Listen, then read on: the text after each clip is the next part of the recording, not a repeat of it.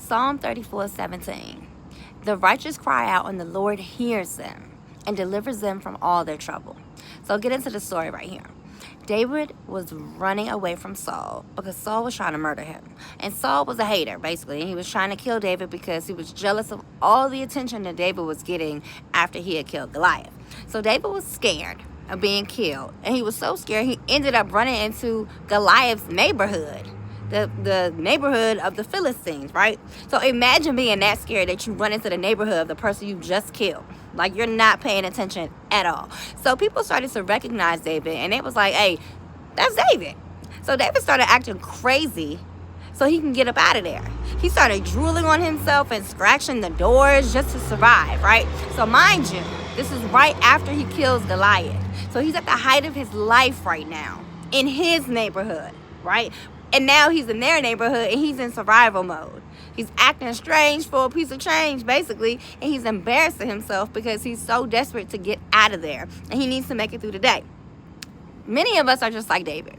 Ladies, you know you was doing well in your career, you got that job, you got that house, and then you ran back to that man and you lost it all. Fellas, maybe you needed some extra money, you thought you were gonna, make that one last flip, and now you dipping into the product. Maybe it looks like, you're pretending at work. Everything's fine at church, but around your family and at home, your whole life is actually falling apart. So when we see David scratching at the door, acting desperate, we can all relate to that. So eventually David makes it up out of the op neighborhood and he runs to a cave right now, right? So he's alone, he's hiding, he feels ashamed. So the cave today for us might be our car, it could be the shower, anywhere where we can feel safe and be alone. Then he cries out to God and he's like shrieking. The scripture says he's shrieking in desperation. So picture yourself in a car, in your shower, calling out to God. And the scripture says when David cried out, God heard it.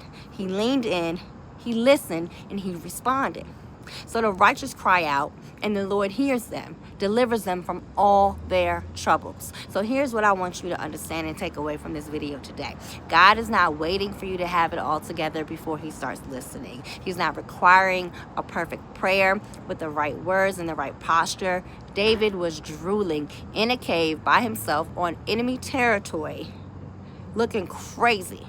The embarrassment did not disqualify him. The shame did not silence him. The desperation, it didn't push him away from God. It brought him closer to God. So whatever you ran to out of panic, whatever rock bottom moment you are sitting in, whatever prayer you feel too ashamed or too tired or too broken to ask God for, cry out anyway. Not because you have it figured out, not because you don't feel worthy, but because Psalm 34:17 says the righteous cry out and the Lord hears them and delivers them from all their troubles.